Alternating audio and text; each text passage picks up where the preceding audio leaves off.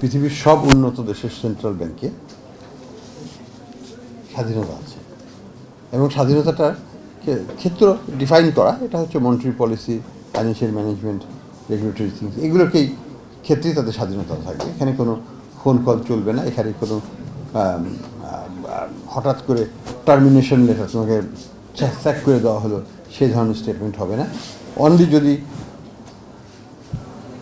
Defined কোনো cause থাকে, cause বলতে এখানে হচ্ছে যে ইলিগাল অ্যাক্টিভিটিজের সাথে সম্পৃক্ততা পাওয়া যায়, সেই ক্ষেত্রে তার বিরুদ্ধে আইনগত ব্যবস্থা নেওয়া যাবে।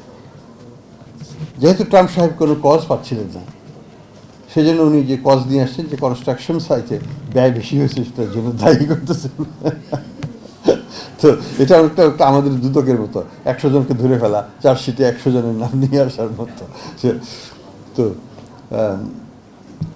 তা আমাদেরও ওই জায়গাটায় এটা প্রক্রিয়াধীন আছে। আমরা যেটা প্রপোজ করেছি সরকারের কাছে, যে বাংলাদেশ ব্যাংককে স্বাধীনতা দিতে হবে, এবং বাংলাদেশ ব্যাংকের ভবিষ্যতে যারাই এখানে লিডারশিপে আসবেন তাদেরকে খুব নির্মোহভাবে সিলেক্ট করতে হবে ফ্রম দ্য বেস্ট, যারা সবচেয়ে ভালো, দেশের প্রতিষ্ঠিত, যারা এখানে লিডারশিপ দিতে পারবে, লিডারশিপ কোয়ালিটি আছে, সেই সব ব্যক্তিকেই যেন এখানে অ্যাপয়েন্ট করা হয়, এবং ইন্ডিপেন্ডেন্ট একটা কমিশনের মাধ্যমে।